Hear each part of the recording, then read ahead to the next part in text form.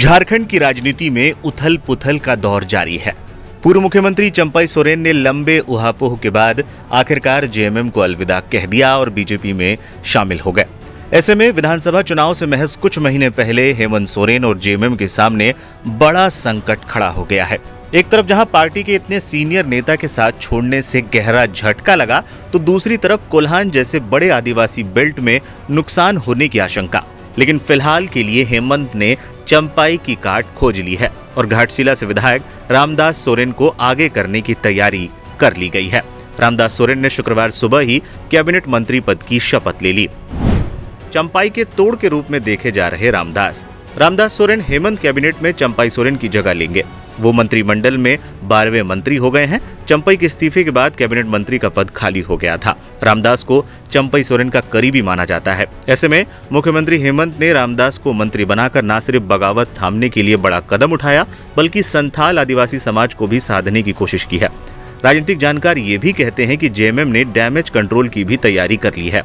रामदास सोरेन को कैबिनेट मंत्री बनाकर न सिर्फ पूर्वी सिंहभूम जिले को महत्व दिया गया, बल्कि कोल्हान इलाके को साधने के प्लान पर भी काम शुरू कर दिया गया है। इसके साथ ही पार्टी रामदास सोरेन को कोल्हान में अपना वोट बैंक मजबूत करने का काम भी सौंपेगी।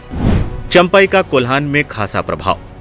रामदास सोरेन घाटशिला से विधायक हैं। ये विधानसभा पूर्वी सिंहभूम जिले में आती है। कोल्हान मंडल में 3 जिले पूर्वी सिंहभूम, सरायकेला खरसावां और पश्चिमी सिंहभूम आते हैं। इन तीनों जिलों में 14 विधानसभा सीटें हैं और चंपई सोरेन का इनमें खासा प्रभाव माना जाता है। चंपाई को कोल्हान टाइगर के नाम से भी बुलाया जाता है। राजनीतिक जानकारों का मानना है कि इस इलाके में जेएमएम के पास कोई ऐसा बड़ा नेता नहीं है जो चंपाई का विकल्प बन सके। चंपाई की ही वजह से झारखंड मुक्ति मोर्चा को हमेशा इस क्षेत्र में फायदा मिलता रहा है।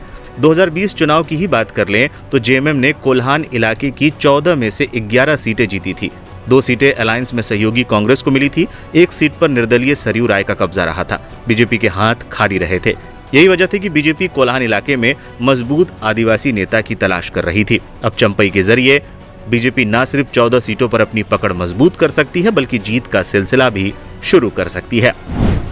कौन है रामदास सोरेन?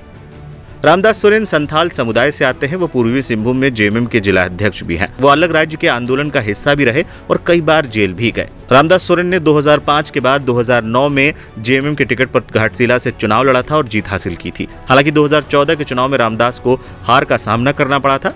हालांकि 2020 के चुनाव में रामदास ने हार का बदला लिया और दूसरी बार चुनाव जीतकर विधानसभा पहुंचे। संथाल समुदाय के साथ साथ कोल्हान के आदिवासी समाज में भी रामदास सोरेन की अच्छी पकड़ मानी जाती है। अब रामदास सोरेन जेएमएम को कोल्हान क्षेत्र में कितना फायदा दिला पाएंगे, ये तो वक्त ही बताएगा।